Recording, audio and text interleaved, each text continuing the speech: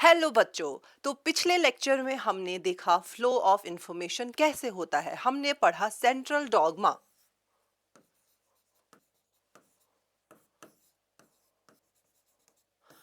और central dogma क्या है? वो एक्सेप्टेड रूल ऑफ लाइफ जो गवर्न करता है कि इंफॉर्मेशन कहाँ से कहाँ जाती है, किस डायरेक्शन में फ्लो करती है। और इंफॉर्मेशन किस डायरेक्शन में फ्लो करती है बेटा? डीएनए से आरएनए तक जाती है और आरएनए से प्रोटीन बनते हैं और प्रोटीन ही है जो सारे काम करते हैं। तो ये तो था सेंट्रल डॉगमा जो हमने लास्ट लेक्चर में पढ़ा। आज इसी को अब थोड़ा डिटेल में पढ़ते हैं। अब सेंट्रल डॉगमा में आपने देखा हमारा बॉस कौन है बेटा? हमारा बॉस है डीएनए। डीएनए क्या है? It is the store house of information.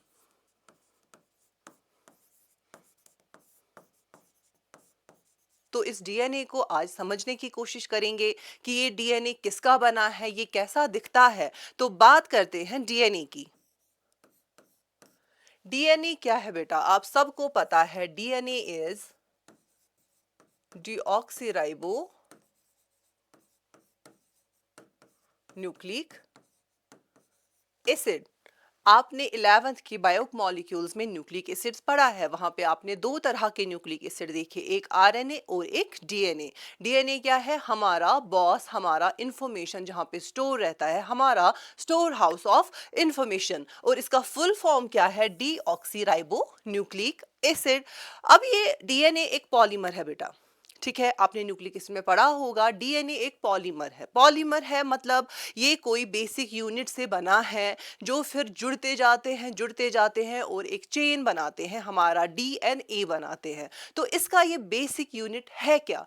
हमारे डीएनए का बेसिक यूनिट होता है न्यूक्लियोटाइड। अगर हम डीएनए में देखें इसका बेसिक यूनिट क्या है, ये किसका बना है? It is the nucleotide. और हर एक न्यूक्लियोटाइड कितनी चीजों से बना है? ये तीन चीजों से बनता है। सबसे पहले एक शुगर है, उसके बाद एक फॉस्फेट ग्रुप और एक नाइट्रोजनस बेस। तो डीएनए बना है न्यूक्लियोटाइड्स का और हर एक न्यूक्लियोटाइड बना है तीन कंपोनेंट्स का, एक शुगर, एक नाइट्रोजनस बेस और एक फॉस्फेट। जो ये आप बीच में देख रहे हो बेटा, ये 5 रिंग वाला स्ट्रक्चर, ये रिंग वाला structure, this is the sugar. और शुगर के साथ क्या जुड़ा है? आप देख रहे हो यहाँ पे एक नाइट्रोजनस बेस जुड़ी है और यहाँ से एक फॉस्फेट ग्रुप जुड़ा है और यही बनाता है हमारा न्यूक्लियोटाइड। फिर यही न्यूक्लियोटाइड्स ज्वाइन होते हैं, एक पॉलीमर बनाते हैं। एक न्यूक्लियोटाइड दूसरे न्यूक्लियोटाइड से मिलता है, फिर तीसरे न्यूक्लियोटाइड से मिलता है। इसी तरह से एक चेन बनती है और बन जाता है हमारा डीएनए। अब इस न्यूक्लियोटाइड को समझने के लिए इसके इंडिविजुअल कंपोनेंट्स को हमें समझना पड़ेगा। फॉस्फेट तो सबको पता है फॉस्फेट क्या है, लेकिन समझना क्या है? एक तो इस शुगर को समझना है और इस नाइट्रोजनस बेस को समझना है, जो बहुत इंपॉर्टेंट है। पहले देखते हैं इस शुगर को। ये शुगर कैसा होता है, कौन सा शुगर होता है? तो बेटा यहाँ पे आप देख सकते हो एक राइबोज शुगर और एक डीऑक्सीराइबोज शुगर। हम पढ़ रहे हैं डीएनए डीऑक्सीराइबो न्यूक्लिक एसिड। उसको डीऑक्सीराइबो न्यूक्लिक एसिड क्यों कहते हैं? आरएनए को राइबो न्यूक्लिक एसिड क्यों कहते हैं? क्योंकि ये राइबोज शुगर जो है बेटा, ये पाया जाता है हमारे आरएनए में, और जो ये डीऑक्सीराइबोज है ये पाया जाता है डीएनए में। इसीलिए इनका नाम है डीऑक्सीराइबो न्यूक्लिक एसिड डीएनए, और ribo nucleic acid means RNA. तो आरएनए में कौन सा शुगर पाया जाता है? It is ribose. और डीएनए में कौन सा शुगर पाया जाता है? It is deoxyribose. तो इस राइबोस और डीऑक्सीराइबोस में क्या फर्क है? ये पहले तो पेंटोस शुगर्स है। आपने बायोमॉलिक्यूल्स पढ़ा है तो आपको पेंटोसिस पता होगा क्या है। पेंटोसिस कौन से शुगर्स है बेटा? जिनमें 5 कार्बन होते हैं। अगर इनमें 5 कार्बन है तो आप मुझे बोलो इसका फॉर्मूला क्या होगा? आपने कार्बोहाइड्रेट्स की जनरल फॉर्मूला याद रखी होगी, CnH2O(N). कार्बन, हाइड्रोजन और नाइट्रोजन का रेशियो इसमें होता है 1:2:1। अगर ये पेंटोस है मींस कार्बन 5 है, कार्बन 5 है मींस इसकी फॉर्मूला है C5H10O5। राइट? तो ये किसका है बेटा? ये राइबोस का फॉर्मूला है। तो डीऑक्सीराइबोस क्या है? Deoxy means short of oxygen. वो राइबोस जिसमें एक ऑक्सीजन की कमी है। D oxygen, without an oxygen ये मॉलिक्यूल है, ये राइबोस ही है, लेकिन एक ऑक्सीजन की कमी है। कहाँ पे कमी है? अगर आप यहाँ पे थोड़ा ध्यान दो, कार्बन नंबर 2, क्योंकि ये कार्बन नंबर 1 होता है बेटा, ये कार्बन नंबर 1 है, ये कार्बन नंबर 2 है, ये 3 है, this is 4 and this is 5, जिसको आप प्राइम बताते हो। 1 prime, 2 prime, 3 prime, 4 prime and 5 prime, इस तरह से आप इन कार्बन्स को रिप्रेजेंट करते हो या बताते हो। तो ये कार्बन नंबर 2 पे in ribose there is OH attached to carbon, लेकिन डीऑक्सीराइबोस में आप यहां पे ध्यान दो, कार्बन नंबर 2 पे OH नहीं है, OH की जगह H है। तो ये एक ऑक्सीजन की यहां पे कमी है, यही हमारा डीऑक्सीराइबोस है। और इसकी फॉर्मूला अगर मैं आपसे पूछूं क्या होगी, it would be C5H10O4। Why? Because it is short of 1 oxygen, इसीलिए हम इसको कहते हैं डीऑक्सीराइबोस। और ये डीऑक्सीराइबोस हमारे डीएनए में पाया जाता है, राइबोस शुगर हमारे आरएनए में पाया जाता है। क्लियर? तो बेटा यहां पे आप ध्यान दो, ये क्या है? कार्बन नंबर 1, ये क्या है? कार्बन नंबर 2, ये है carbon number 3, this is carbon number 4 and this is carbon number 5। कितने मेंबर रिंग है ये? कितने कार्बन प्रेजेंट है इसमें? 5 कार्बन प्रेजेंट है, ठीक है। और ये यहाँ पर क्या है? दिस इज द ऑक्सीजन, जो आपने अभी स्ट्रक्चर देखा शुगर का, ठीक है। आप यहाँ पे इसका एक पूरा स्ट्रक्चर देख सकते हो, हमारे शुगर का स्ट्रक्चर कैसा होता है। ये स्ट्रक्चर पे मैं इतना ध्यान क्यों दिला रही हूँ आपको? क्योंकि इस शुगर के कुछ कार्बन हैं जो बहुत इंपॉर्टेंट है और आपको याद रखने हैं। क्या क्या? सबसे पहले आप याद रखोगे बेटा कार्बन नंबर 1, देन 2, आपको पता है 2 से ही ये डीऑक्सीराइबोस बनता है, 2 पे OH की जगह H है, ओके। और कार्बन नंबर 3 आपको याद रखना है, कार्बन नंबर 5 आपको शुगर का याद रखना है। कौन कौन सा carbon? Carbon number 1, carbon number 3 and carbon number 5। याद क्यों रखना है? कार्बन नंबर 1 के साथ जुड़ी होती है नाइट्रोजनस बेस। न्यूक्लियोटाइड क्या है? शुगर, जिसके साथ जुड़े हैं फॉस्फेट और नाइट्रोजनस बेस। आप शुगर को सेंटर में रखो, उसके दो साइड से दो मॉलिक्यूल्स जुड़े हैं, उसके कार्बन नंबर 1 के साथ जुड़ा है नाइट्रोजनस बेस, कार्बन नंबर 5 के साथ जुड़ा है फॉस्फेट। अब ये 3 का इंपॉर्टेंस क्या है ये आपको आगे पता चलेगा, क्योंकि इस कार्बन नंबर 3 पे जो OH प्रेजेंट है, मींस दिस वन, ये OH ही आगे फॉस्फोडाइएस्टर बॉन्ड बनाता है।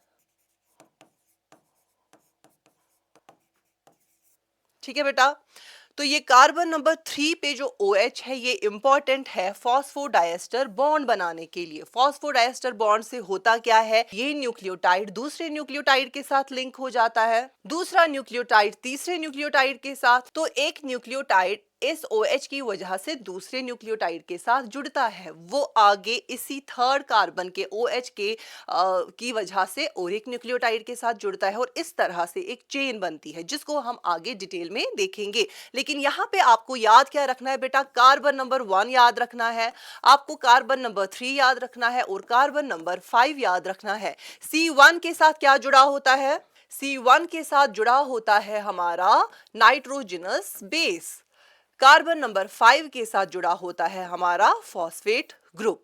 ओके, आई होप आपको न्यूक्लियोटाइड का स्ट्रक्चर जनरल आइडिया याद रहा होगा। एक शुगर है, शुगर के कार्बन नंबर 1 के साथ नाइट्रोजनस बेस जुड़ी है और कार्बन नंबर 5 के साथ फॉस्फेट जुड़ा है। 3 की, कार्बन नंबर 3 की अभी हम डिटेल में बात नहीं करेंगे, वो आगे देखेंगे। बात करते हैं इस नाइट्रोजनस बेस की। तो नाइट्रोजनस बेसिस की जब हम बात करते हैं बेटा, ये नाइट्रोजनस बेसिस है क्या? इनको नाइट्रोजनस बेस क्यों कहते हैं? बेस इसलिए कहते हैं क्योंकि इनका बेसिक अल्कलाइन नेचर होता है। नाइट्रोजनस इसलिए कहते हैं क्योंकि इनमें नाइट्रोजन होता है। आप यहाँ पे देखो, ये सारे नाइट्रोजनस बेसिस का स्ट्रक्चर है। डरना नहीं, आपको स्ट्रक्चर्स कंप्लीटली याद रखने की जरूरत नहीं है। जिस तरह से आपने शुगर में कार्बन 3 याद रखे, कौन कौन से इंपॉर्टेंट है, या इवन 4, क्योंकि कार्बन नंबर 2 भी आपको याद रखना है। 2 पे राइबोस और डीऑक्सीराइबोस में डिफरेंस है, वो भी पूछा जाता है। है, बहुत एक इंपॉर्टेंट कॉन्सेप्ट है जो आपको याद होना चाहिए, जो आप समझने चाहिए। तो 3 या 4 कार्बन उसमें आपको याद रखने हैं जो इंपॉर्टेंट है, सारा स्ट्रक्चर याद रखने की जरूरत नहीं है। यहाँ पे भी आपको सारा स्ट्रक्चर याद रखने की जरूरत नहीं है। यहाँ पे भी आपको कौन सी चीजें याद रखनी है जो आपके एग्जाम्स के लिए प्लस नीट के लिए इंपॉर्टेंट है, वो मैं बताऊंगी। तो यहाँ पे आप देख लो बेटा, आपको जो भी यहाँ पे कोई नाइट्रोजनस बेस दिख रही है, आपको सब में नाइट्रोजन दिखेगा, सब में नाइट्रोजन दिखेगा और सब में रिंग्स दिखेंगी, ठीक है। तो हमारे जो ये नाइट्रोजनस बेसिस है, ये हमारे 2 तरह के होते हैं। कितने तरह के होते हैं बेटा? 2 तरह के होते हैं। एक तो प्योरीन्स और दूसरा पायरमिडीन्स। क्लियर? कितनी तरह की नाइट्रोजनस बेसिस है? बस 2 तरह की है, प्यूरीन्स है और पायरमिडीन्स है। प्यूरीन्स क्या है बेटा? ये आपके प्यूरीन्स है, जिसमें आपके 2 आते हैं, एडेनिन और गुआनिन, जिसको आप रिप्रेजेंट करते हो ए से और जी से। और पायरमिडीन्स में आपके कौन से आते हैं बेटा? ऊपर वाले 3, साइटोसिन, यूरेसिल और थाइमीन। आप इसको ऐसे याद रख सकते हो, CUT, cytosine, uracil and thymine. तो टोटल हमारे पास 5 नाइट्रोजनस बेसिस है, जिसमें 2 ग्रुप्स है, एक प्यूरीन है, एक पायरमिडीन है। प्यूरीन क्या है? एडेनिन और गुआनिन। पायरमिडीन्स क्या है? साइटोसिन, यूरेसिल और थाइमीन। ये तो सारे बेसिस की बात हो गई, ठीक है।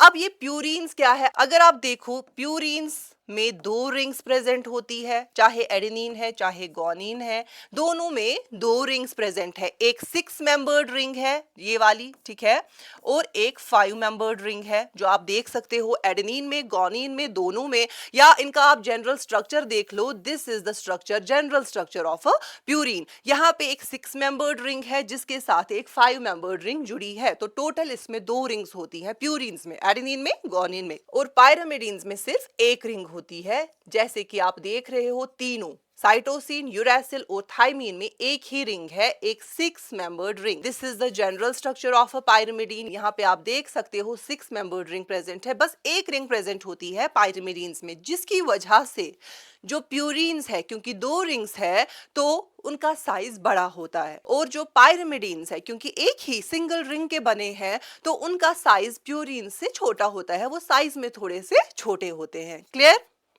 तो ये हो गए आपके नाइट्रोजनस बेसिस। तो मैम क्या इसमें इतना ही याद रखना है? प्यूरीन है, पायरमिडीन है? नहीं, इतना ही याद नहीं रखना। प्यूरीन्स की एग्जांपल्स हो गई, पायरमिडीन्स की एग्जांपल्स हो गई। प्यूरीन्स जो एडेनिन और गुआनिन है बेटा, ये डीएनए और आरएनए दोनों में पाए जाते हैं। ये डीएनए में भी पाए जाते हैं और आरएनए में भी पाए जाते हैं, adenine and guanine.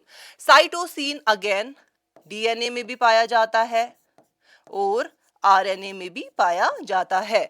Uracil only RNA में पाया जाता है और थाइमीन सिर्फ और सिर्फ डीएनए में पाया जाता है। तो अगर आपसे मैं कहूं डीएनए में कौन सी 4 नाइट्रोजनस बेसिस प्रेजेंट होती है, तो डीएनए में adenine, guanine, cytosine and thymine पाया जाता है। और अगर मैं कहूं आरएनए में क्या क्या पाया जाता है, तो आरएनए में adenine, guanine, cytosine and uracil पाया जाता है। तो एडेनिन, गुआनिन, साइटोसिन ये दोनों में कॉमन है, सिर्फ आपको याद रखना है यूरेसिल और थाइमीन। यूरेसिल सिर्फ आरएनए में पाया जाता है और थाइमीन सिर्फ डीएनए में पाया जाता है। क्लियर? तो ये भी एक इंपॉर्टेंट चीज है जो आपको याद रखनी है। और एक चीज जो आप यहाँ पे याद रखोगे, वो थाइमीन और यूरेसिल के स्ट्रक्चर को आप एक बार गौर से देखो, आपको इन दोनों का स्ट्रक्चर सेम दिखेगा, सिर्फ एक फर्क होगी, जो थाइमीन है इसमें एक्स्ट्रा एक मिथाइल ग्रुप है, राइट? इसीलिए थाइमीन को 5 मिथाइल यूरेसिल भी कहते हैं। किसको बेटा? थाइमीन का दूसरा नाम क्या है? It's 5 methyl uracil. 5 क्यों? क्योंकि कार्बन नंबर 5 पे ही मिथाइल ग्रुप प्रेजेंट है। तो वो यूरेसिल जिसके 5th कार्बन पे मिथाइल प्रेजेंट है, दैट इज थाइमीन। और तो थाइमीन का दूसरा नाम क्या है? 5 मिथाइल यूरेसिल। क्लियर? अब इसके अलावा इसमें आपको क्या याद रखना है? इसमें भी आपको बेटा एक नंबर याद रखना है, प्यूरीन्स के लिए और पायरमिडीन्स के लिए। प्यूरीन्स के लिए आप याद रखोगे, सबसे पहले आप याद रखोगे यहां पे N9, और पिरामिडीन्स में आप याद रखोगे N1। मैम ये N9 क्या है, N1 क्या है? अगर आप इनका स्ट्रक्चर देखो बेटा, इनकी नंबरिंग अगर आप देखो, आपको याद रखने की जरूरत नहीं है, मैं डरा नहीं रही हूँ, आपको याद रखने की जरूरत नहीं है, बस एक बार आप गौर से देखो। जो प्यूरीन्स है इनका जो N9 है, मींस 9th पोजीशन पे जो नाइट्रोजन है, जो आप यहाँ पे देख सकते हो इन एडेनिन, और यहाँ पे guanine, this is 8 here, okay, this is 8 and this is 9, 9th पे जो NH प्रेजेंट है, मींस नाइट्रोजन प्रेजेंट है। क्या सिग्निफिकेंस है इस N9 का और N1 का? इसी पोजीशन पे अटैच हो जाता है ये शुगर के साथ। मैंने आपको कहा शुगर के कार्बन नंबर 1 पे नाइट्रोजनस बेस अटैच होती है, राइट? तो नाइट्रोजनस बेस अपने किस एटम से अटैच होती है बेटा? तो प्यूरीन्स हमेशा N9 से अटैच होते हैं, पायरिमिडीन्स हमेशा N1 से अटैच होते हैं। पायरिमिडीन्स का N1 कहाँ है? ये रहा। साइटोसिन का ये रहा, यूरेसिल का, और ये रहा थाइमीन का। चाहे साइटोसिन है, यूरेसिल है, थाइमीन है, जो भी पायरिमिडीन है वो हमेशा शुगर के साथ बॉन्ड बनाएगा किस नाइट्रोजन से? नाइट्रोजन 1 से।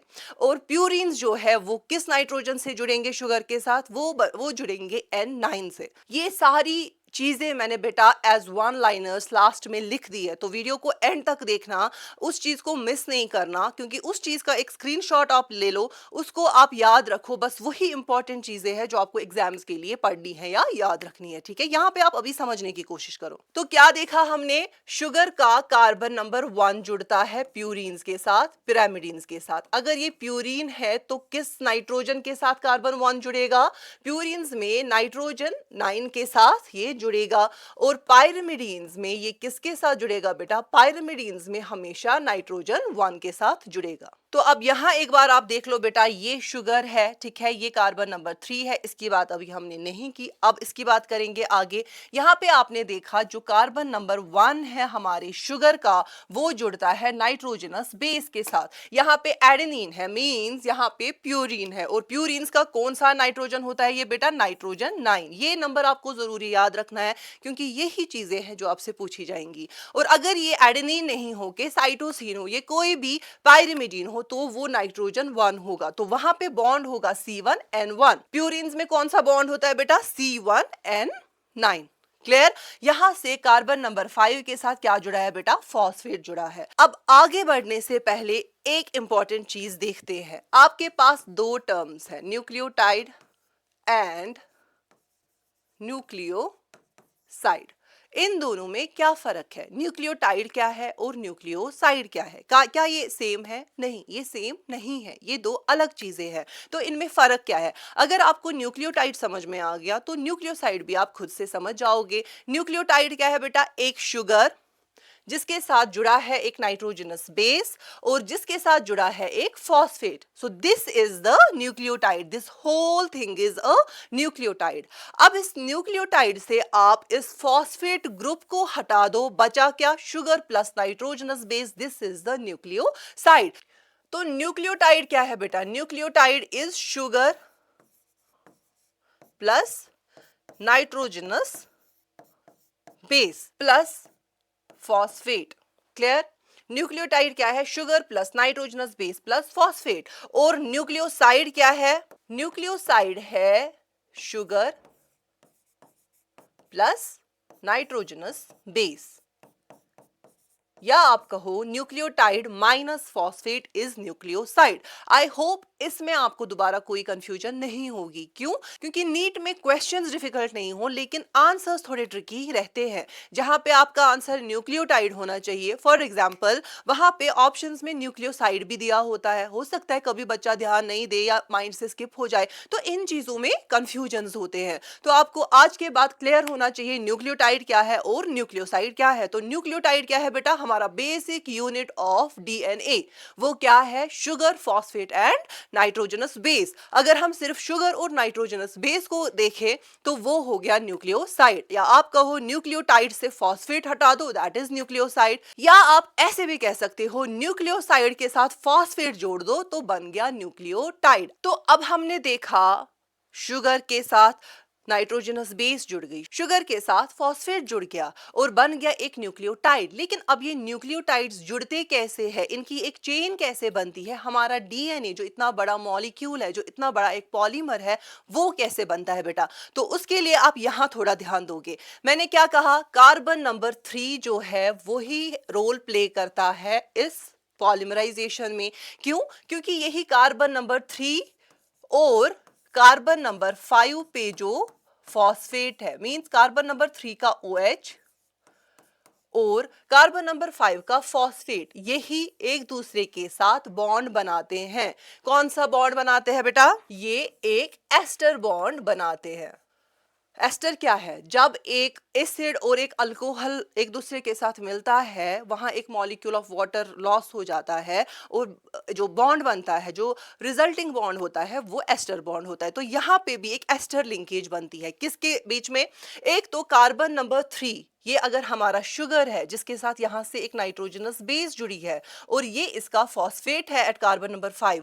कार्बन नंबर 3 पे जो OH है बेटा, वो दूसरे न्यूक्लियोटाइड, ये न्यूक्लियोटाइड 1 है और ये वाला न्यूक्लियोटाइड नंबर 2 है। इन दो न्यूक्लियोटाइड्स के बीच में बॉन्ड बनता है। बॉन्ड कैसे बनता है? पहले न्यूक्लियोटाइड के कार्बन नंबर 3 पे जो OH प्रेजेंट है, वो दूसरे न्यूक्लियोटाइड के कार्बन नंबर 5 पे जो फॉस्फेट है उसके साथ जुड़ता है and with the release of a water molecule इनके बीच में एक एस्टर लिंकेज बन जाती है। और यहाँ पे जो एस्टर लिंकेज है बेटा, एक नहीं बनती, यहाँ पे 2 लिंकेज बनती है। जैसा आप यहाँ पे देख सकते हो, यहाँ पे एक लिंकेज हो गई, लेकिन अगर आप यहाँ से देखो, यही फॉस्फेट यहाँ से दूसरे शुगर के साथ जुड़ा है, तो यहाँ पे भी एक लिंकेज है। तो यहाँ पे एक एस्टर बॉन्ड नहीं बनता, यहाँ पे 2 एस्टर बॉन्ड्स बनते हैं। इसीलिए इसको हम क्या कहते हैं बेटा? Phospho diester bond. Diester means 2 bond बनाता है। कौन? फॉस्फेट ग्रुप हमारा। फॉस्फेट 2 एस्टर बॉन्ड बनाता है, वो 2 शुगर्स के साथ बॉन्ड बनाता है और यही 2 शुगर्स के साथ जो ये बॉन्ड बनाता है बेटा, उसी को हम कहते हैं फॉस्फोडाइएस्टर बॉन्ड। फॉस्फेट बनाता है di, di means 2 ester bonds. Clear? So this is phosphodiester bond. बस ये एक नहीं, ये फॉस्फेट का यहाँ इस वाले न्यूक्लियोटाइड के साथ बॉन्ड और इस वाले न्यूक्लियोटाइड के साथ बॉन्ड, यही फॉस्फोडाइएस्टर लिंकेज है। और यही फॉस्फोडाइएस्टर लिंकेज ही वो लिंकेज है जो डीएनए की पॉलीमराइजेशन, या आप कह सकते हो जो न्यूक्लियोटाइड्स की पॉलीमराइजेशन करके एक डीएनए मॉलिक्यूल बनाता है। और ये बहुत एक इंपॉर्टेंट बॉन्ड है। यहाँ पे एक चीज आप याद रखोगे जो बहुत इंपॉर्टेंट है, वो है इस फॉस्फोडाइएस्टर बॉन्ड का डायरेक्शन। मैं इसको रब कर देती हूं ताकि आप क्लियरली इसको देख सको। तो बेटा यहाँ आप देखो, ये आपका फॉस्फोडाइएस्टर बॉन्ड है, जो ये फॉस्फेट ग्रुप है, इसका जो बॉन्ड है इस शुगर के साथ, इस न्यूक्लियोटाइड के शुगर के साथ और इस वाले न्यूक्लियोटाइड के शुगर के साथ, this is the phosphodiester bond. लेकिन ये बॉन्ड बनता किसके बीच में है? पहले न्यूक्लियोटाइड के कार्बन नंबर 3 पे जो OH होता है, राइट, और दूसरे वाले न्यूक्लियोटाइड के 5th कार्बन, ये न्यूक्लियोटाइड नंबर 1 है, ये न्यूक्लियोटाइड नंबर 2 है, इसके कार्बन नंबर 5 पे जो फॉस्फेट ग्रुप प्रेजेंट है, बॉन्ड इन्हीं दोनों के बीच में बनता है और यही हमारा क्या है बेटा? एस्टर बॉन्ड जो बनता है। और इसी फॉस्फेट की वजह से जो यहाँ से इस कार्बन के साथ जुड़ा है और यहाँ से अपने शुगर के साथ जुड़ा है, इसी लिंकेज को हम कहते हैं फॉस्फोडाइएस्टर बॉन्ड। ये बॉन्ड बना किसके बीच में? कार्बन नंबर 3 और कार्बन नंबर 5 के बीच में। What is the direction of phosphodiester bond? It is 3 prime to 5 prime. क्यों? क्योंकि पहले न्यूक्लियोटाइड का कार्बन नंबर 3 इन्वॉल्व है और दूसरे न्यूक्लियोटाइड का कार्बन नंबर 5 इन्वॉल्व है, तो बॉन्ड इस डायरेक्शन में जाता है 3 से 5। जो फॉस्फोडाइएस्टर बॉन्ड की बात कर रही हूं मैं, डीएनए की बात नहीं कर रही हूं। फॉस्फोडाइएस्टर बॉन्ड का डायरेक्शन हमेशा 3 प्राइम टू 5 प्राइम होगा। जो फॉस्फोडाइएस्टर लिंकेज है इसका डायरेक्शन 3 प्राइम 5 प्राइम होता है। बहुत सारे बच्चों को कंफ्यूजन हो जाती है, 5 prime 3 prime. 5 prime 3 prime is a different thing. वो हमारे डीएनए की डायरेक्शन होती है। कैसे, वो भी मैं समझाती हूँ। पहले आप याद रखो, फॉस्फोडाइएस्टर बॉन्ड जो लिंकेज है उसका डायरेक्शन हमेशा 3 प्राइम 5 प्राइम होता है। क्यों? क्योंकि बॉन्ड किसके बीच में बन रहा है? पहले न्यूक्लियोटाइड के कार्बन नंबर 3 और दूसरे न्यूक्लियोटाइड के कार्बन नंबर 5 के फॉस्फेट के बीच में, इसीलिए इसका डायरेक्शन 3 प्राइम टू 5 प्राइम है। लेकिन यहीं पे हम बात करेंगे डीएनए की जो ये स्ट्रैंड बन रही है, क्योंकि ये न्यूक्लियोटाइड सब जुड़ते जाते हैं, जुड़ते जाते हैं, जुड़ते जाते हैं और एक लंबी चेन बनती है। तो इस डीएनए चेन की क्या डायरेक्शन है वो भी आपको पता होनी चाहिए। तो फॉस्फोडाइएस्टर बॉन्ड का डायरेक्शन 3 प्राइम 5 प्राइम है, लेकिन जो डीएनए स्ट्रैंड है उसका डायरेक्शन बेटा 5 प्राइम 3 प्राइम होता है। कैसे? कैसे? पहले न्यूक्लियोटाइड का 3 प्राइम बॉन्ड बनाता है दूसरे न्यूक्लियोटाइड के 5 प्राइम कार्बन के साथ जो जुड़ा फॉस्फेट है उसके साथ। सेम दूसरा भी करेगा, तीसरे के साथ 3 और 5 इन्वॉल्व होंगे। इसी तरह से चेन बनती जाएगी 3 5 3 5 3 5। तो ये वाला न्यूक्लियोटाइड आप बेटा देख लो, this is the last. Consider करो कि ये वाला लास्ट वाला न्यूक्लियोटाइड है, इसी का 5th कार्बन के साथ जो फॉस्फेट है इसने यहाँ पे फॉस्फोडाइएस्टर बॉन्ड जो आपको दिख रहा है, ये और ये फॉस्फोडाइएस्टर बॉन्ड है। तो इसने फॉस्फोडाइएस्टर बॉन्ड तो बना लिया, लेकिन अब जो एक न्यूक्लियोटाइड लास्ट वाला फ्री होगा उसका कौन सा कार्बन फ्री होगा बेटा? जो बॉन्ड में इन्वॉल्व है हमारा C3 और C5। तो यहाँ पे लास्ट वाले का कौन सा फ्री रह रहा है? 3 प्राइम OH फ्री रह रहा है, राइट। और अगर हम पहले वाले की बात करें, अगर ये हमारा पहला वाला है, पहला वाला न्यूक्लियोटाइड, इसका फॉस्फेट किसी के साथ नहीं बॉन्ड बना रहा, इसका फॉस्फेट फ्री है। जैसे हमारे लास्ट वाले न्यूक्लियोटाइड का 3 प्राइम OH फ्री है, वैसे ही हमारे पहले वाले न्यूक्लियोटाइड का 5 प्राइम फॉस्फेट फ्री है। तो ये चेन बनती किस डायरेक्शन में है? इस डायरेक्शन में, और इसी डायरेक्शन को हम कहते हैं 5 प्राइम 3 प्राइम। क्लियर? तो 5 प्राइम है पहला न्यूक्लियोटाइड जिसका फॉस्फेट ग्रुप फ्री है, और 3 प्राइम मींस लास्ट वाला न्यूक्लियोटाइड जिसका 3 प्राइम OH फ्री है, जिन्होंने कोई बॉन्ड नहीं बनाया है। सो this is the direction of the DNA strand, it is 5 prime 3 prime. लेकिन अगर हम फॉस्फोडाइएस्टर बॉन्ड की डायरेक्शन बताएंगे, वो क्या है? वो 3 प्राइम 5 प्राइम है। क्यों? क्योंकि उसमें कार्बन, पहले वाले का कार्बन नंबर 3 और दूसरे वाले न्यूक्लियोटाइड का कार्बन नंबर 5 इन्वॉल्व है। ऐसे हमारा डायरेक्शन है चेन बनने का, बॉन्ड बनने का। तो फॉस्फोडाइएस्टर का direction is 3 prime 5 prime, but the direction of DNA strand is 5 prime 3 prime. तो अब हमें DNA strand पता चला कैसे बनता है, एक न्यूक्लियोटाइड का पॉलीमर कैसे बनता है, हमारा DNA का एक स्ट्रैंड पूरा कैसे बनता है। लेकिन यहाँ पे आप एक चीज याद रखोगे बेटा, जो हमारा DNA है वो एक स्ट्रैंड नहीं, वो 2 स्ट्रैंड्स होती है एक दूसरे के साथ जुड़ी हुई। जिस तरह से एक लैडर होती है, आप सब ने लैडर देखी है, राइट। ये एक लैडर है, तो ये इसके साइड वाले पोल है। क्या है बेटा? ये साइड वाले पोल है, और इसके बीच में ही हमारे स्टेप्स होते हैं। बिल्कुल इसी तरह से आप हमारे डीएनए को भी कंसीडर कर सकते हो। लेकिन यहाँ पे बस फर्क ये है, जो ये साइड वाले पोल है ये थोड़ा एक दूसरे के साथ वो ट्विस्टेड है, थोड़ा एक दूसरे के साथ वो थोड़ा स्पाइरली बाइंड कर रहे हैं। आप सबने स्पाइरल बाइंडिंग देखी है, वहां पे वो कैसे हेलिक्स बनते हैं, वैसे ही हमारा डीएनए भी एक हेलिक्स के फॉर्म में है। हेलिक्स की बात आज नहीं करेंगे, हेलिक्स की बात नेक्स्ट लेक्चर में करेंगे। लेकिन यहाँ पे आपको समझाने की कोशिश कर रही हूँ मैं कोई दूसरी चीज, जो है बेस पेयरिंग। तो हमारा डीएनए जो है ये 2 स्ट्रैंड्स का बना है, एक स्ट्रैंड का नहीं बना। और इसका डायरेक्शन क्या है बेटा? 5 प्राइम 3 प्राइम। हमारे एक स्ट्रैंड का डायरेक्शन और दूसरे स्ट्रैंड का डायरेक्शन कैसा होता है बेटा? इसका उल्टा होता है। ये 3 प्राइम 5 प्राइम होता है, मतलब इसका 5 प्राइम नीचे और 3 प्राइम ऊपर होता है। तो इस तरह से हमारा डीएनए होता है, और इसी जो ये ऑपोजिट में रन कर रही है स्ट्रैंड्स, इसी को हम एंटी पैरेलल कहते हैं। ये सारी चीजें हम नेक्स्ट लेक्चर में डिटेल में पढ़ेंगे।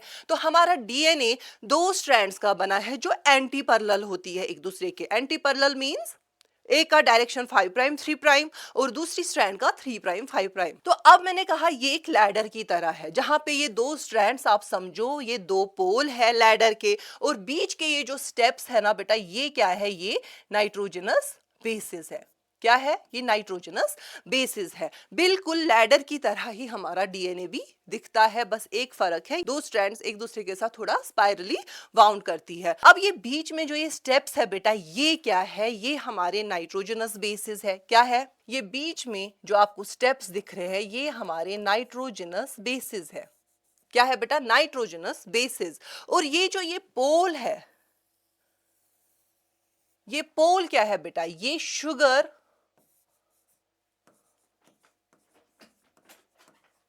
फॉस्फेट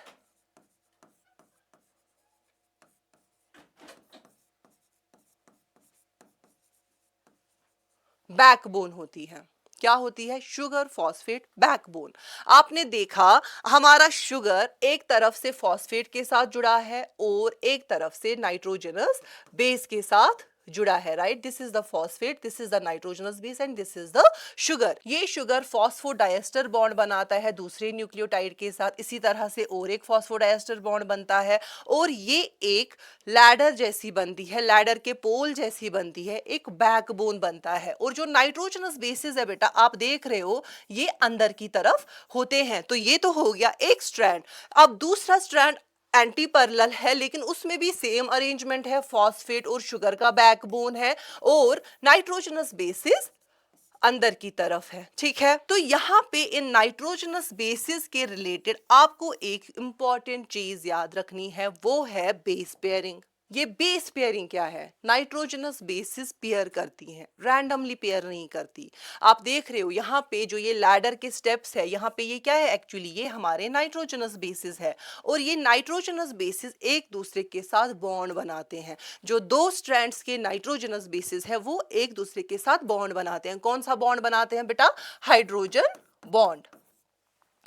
पहले आप याद रखोगे बेस पेयरिंग होती किसके बीच में है? इसको आप कॉम्प्लीमेंट्री बेस पेयरिंग भी कहते हो। तो बेस पेयरिंग हमेशा एक प्यूरिन की पाइरिमिडीन के साथ और एक पाइरिमिडीन की प्यूरिन के साथ ही होगी।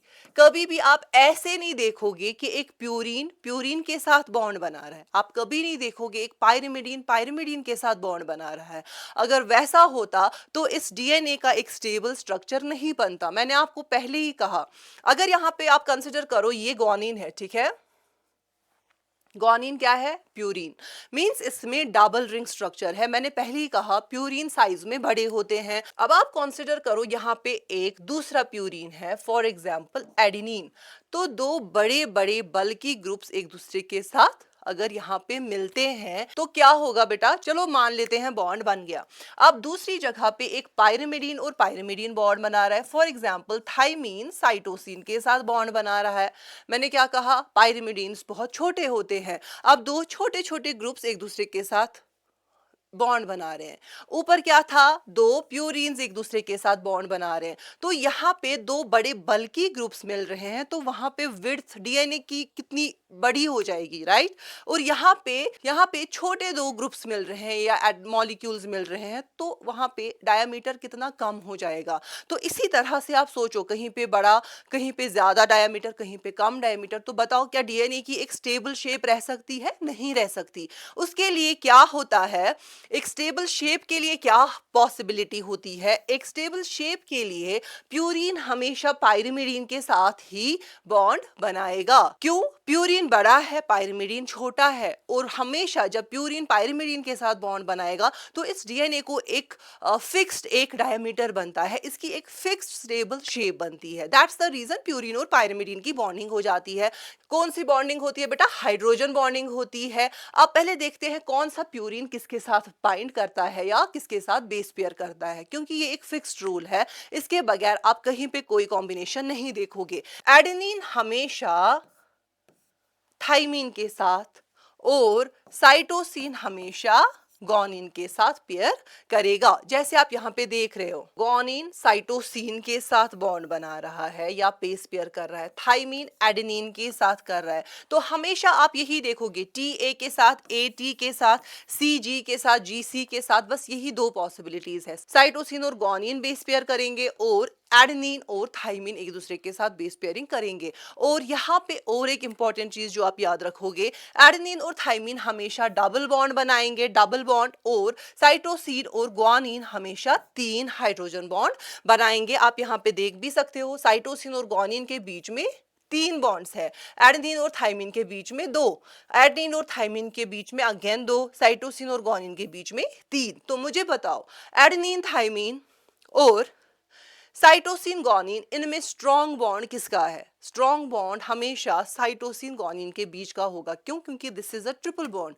एक ट्रिपल बॉन्ड को ब्रेक करना डिफिकल्ट है as compare to double bond. Hydrogen bond already बहुत वीक बॉन्ड होता है, लेकिन अगर ये 3 है तो उसको ब्रेक करना कंपैरेटिवली डिफिकल्ट है as compare to 2 hydrogen bonds. तो जिस डीएनए में जीसी ज्यादा होता है बेटा, वो डीएनए बहुत स्ट्रॉन्ग होता है, बहुत स्टेबल होता है। क्लियर? तो आपने क्या देखा? बेस पेयरिंग होती है, किसके बीच में होती है? नाइट्रोजनस बेसिस के बीच में होती है। किस नाइट्रोजन बेस के बीच में? प्यूरिन और पायरिमिडीन के बीच में। किस तरह से? एडेनिन हमेशा थाइमिन के साथ और साइटोसिन हमेशा ग्वानिन के साथ बेस पेयर करेगा। या ये तो डीएनए की बात हो गई। अगर हम आरएनए की बात करें, वहां पे थाइमिन की जगह क्या है? यूरैसिल। तो ए के साथ हमेशा वहां पे यू बॉन्ड बनाएगा। तो मैं लिख भी देती हूं, ए टी के साथ या यूरैसिल के साथ बॉन्ड बनाएगा। क्लियर? आई होप ये सारी चीजें आपको समझ में आई। तो आज हमने क्या देखा? हमने न्यूक्लियोटाइड का स्ट्रक्चर देखा, जिसमें हमने देखा एक न्यूक्लियोटाइड किसका बना है? शुगर का, फॉस्फेट का और नाइट्रोजनस बेस का। देन हमने सारे नंबर्स याद रखे, शुगर के कौन से एटम्स है जो आपको याद रखने हैं, किस कार्बन से वो नाइट्रोजनस बेस से जुड़ता है? कार्बन 1 से। किस कार्बन से वो फॉस्फेट के साथ जुड़ा है? कार्बन नंबर 5 से। नाइट्रोजनस बेसिस किस नाइट्रोजन से जुड़ती है? प्यूरिन्स हमेशा नाइट्रोजन नंबर 9 और पायरिमिडीन्स हमेशा नाइट्रोजन नंबर 1। तो हमेशा C1N1 या C1N9 के बीच में ही बॉन्ड होगा। और एक चीज जो आप यहाँ पे याद रखोगे बेटा, जो ये शुगर और नाइट्रोजनस बेस के बीच में जो ये बॉन्ड है, इसको हम क्या कहते हैं बेटा? इसको हम एन ग्लाइकोसाइडिक बॉन्ड कहते हैं। जब भी शुगर कोई बॉन्ड बनाता है उसको हम ग्लाइकोसाइडिक बॉन्ड कहते हैं। अब क्योंकि यहाँ पे शुगर नाइट्रोजनस बेस के नाइट्रोजन के साथ बॉन्ड बनाता है, इसको हम कहते हैं एन ग्लाइकोसिडिक बॉन्ड, या आप कह लो beta N glycosidic bond. Beta क्यों? क्योंकि हमारा शुगर जो है ये बीटा कन्फॉर्मेशन में होता है, तो it is N N glycosidic bond. तो ये तो था हमारा न्यूक्लियोटाइड का स्ट्रक्चर, हमारे डीएनए का डायरेक्शन, कैसे हमारा फॉस्फोडाइएस्टर बॉन्ड बनता है और कैसे हमारे न्यूक्लियोटाइड्स जुड़ते जाते हैं और पूरा एक डीएनए मॉलिक्यूल बनाते हैं। किस तरह से फिर ये डीएनए के जो नाइट्रोजनस बेसिस है, ये दूसरी स्ट्रैंड डीएनए स्ट्रैंड के नाइट्रोजनस बेसिस के साथ इंटरेक्ट करती है, किस तरह से करती है, कौन सा बेस किसके साथ पेयर होता है, कॉम्प्लीमेंट्री बेस पेयरिंग उसको कहते हैं। कॉम्प्लीमेंट्री बेस पेयरिंग किसके बीच में होती है, ये सारी चीजें हमने देखी। तो कुछ इंपॉर्टेंट वन लाइनर्स है जो आपको एग्जाम्स के लिए याद रखने हैं। मैं चाहूंगी आप एक बार इसको पढ़ो, इसका स्क्रीनशॉट लो और अपने पास सेव करके रख लो। सबसे पहले, what is a nucleotide? It is nitrogenous base plus pentose sugar plus phosphate group. What is nucleoside? Then it is simply base plus sugar, no phosphate. इसमें फॉस्फेट नहीं है। आप एक न्यूक्लियोटाइड से फॉस्फेट को हटा दो तो क्या बनेगा? न्यूक्लियोसाइड बनेगा। Then one important thing, DNA contains 2 deoxyribose sugar, RNA contains ribose sugar. 2 prime carbon has hydrogen in DNA and OH in RNA. इसीलिए हम डीएनए को डीऑक्सीराइबोस कहते हैं। क्यों? क्योंकि सेकेंड कार्बन पे हाइड्रोजन है, ऑक्सीजन की कमी है। Phosphate group is attached to 5 prime carbon of sugar. Nitrogenous base is attached to 1 prime carbon of sugar, या आप कह सकते हो carbon number 1 of sugar. Base and sugar are linked by beta N glycosidic bond, जो मैंने अभी बताया। Then sugar and phosphate are linked by a phosphoester bond. ठीक है, शुगर और फॉस्फेट फॉस्फोएस्टर बॉन्ड से लिंक होते हैं। फॉस्फोडाइएस्टर बॉन्ड क्या है बेटा? जब हमारा डीएनए मॉलिक्यूल पूरा बनता है, जहां पे एक न्यूक्लियोटाइड दूसरी न्यूक्लियोटाइड के साथ जुड़ता है, वहां पे हमारा फॉस्फेट एक शुगर के साथ, एक तरफ से जो उसका अपना शुगर है और दूसरी तरफ से वो दूसरे शुगर के OH के साथ जुड़ता है, इसीलिए वहां पे फॉस्फेट के साथ 2 एस्टर बॉन्ड्स बनते हैं और उसी को हम फॉस्फोडाइएस्टर बॉन्ड या फॉस्फोडाइएस्टर लिंकेज कहते हैं। लेकिन एक शुगर और फॉस्फेट को अगर हम देखें एक न्यूक्लियोटाइड में, वो फॉस्फोएस्टर बॉन्ड है। Adjacent nucleotides are joined by 3 prime 5 prime phosphodiester bond. यहाँ पे आपको क्लियर हो जाएगा डायरेक्शन क्या है फॉस्फोडाइएस्टर बॉन्ड की, आप हमेशा के लिए याद रखोगे, इट इज 3 प्राइम 5 प्राइम। और फॉस्फोडाइएस्टर बॉन्ड इसी को कहते हैं। जो शुगर में बॉन्ड है बेटा फॉस्फेट और शुगर के बीच में, that is ester bond, phosphoester bond. लेकिन जब एक चेन बनती है दो जो एडजेसेंट न्यूक्लियोटाइड्स है उनके बीच में हमारा फॉस्फोडाइएस्टर बॉन्ड बनता है। Phosphodiester bond connects 3 prime hydroxyl group of one sugar to 5 prime phosphate of the next sugar. Purines attach to sugar via N9 and pyrimidines attach to sugar via N1। ये सारी चीजें मैंने आपको already बता दी है, but मैं चाहती हूँ ये लाइंस आप हमेशा के लिए अपने पास सेव कर लो और हमेशा के लिए अपने दिमाग में याद कर लो। तो बेटा एक बारी इसका स्क्रीनशॉट ले लो। तो आज के लेक्चर में बस इतना ही, मिलेंगे नेक्स्ट लेक्चर में जिसमें हम डीएनए के स्ट्रक्चर को और थोड़ा सा डिटेल में जानेंगे। डबल हेलिकल स्ट्रक्चर क्या है, कितने तरह के डीएनए होते हैं। तो हमारे साथ बने रहिएगा। आपने सब्सक्राइब नहीं किया तो चैनल को सब्सक्राइब जरूर करना, ताकि कोई इंपॉर्टेंट नोटिफिकेशन और कोई इंपॉर्टेंट वीडियो आपको मिस ना हो जाए। आप हमारी व्हाट्सएप चैनल को भी ज्वाइन कर सकते हो, जहाँ पे हम आपको सारे अपडेट्स देंगे। आपको नोट्स चाहिए वो भी आपको व्हाट्सएप चैनल पे ही मिलेंगे, या आपकी कोई क्वायरी है कुछ भी आप कमेंट में लिख सकते हैं, या हमारी वेबसाइट पे जाके हमारे साथ कांटेक्ट कर सकते हैं। आप हमारे व्हाट्सएप नंबर पे भी हमें कांटेक्ट कर सकते हैं। So take good care of yourself. See you in the next lecture.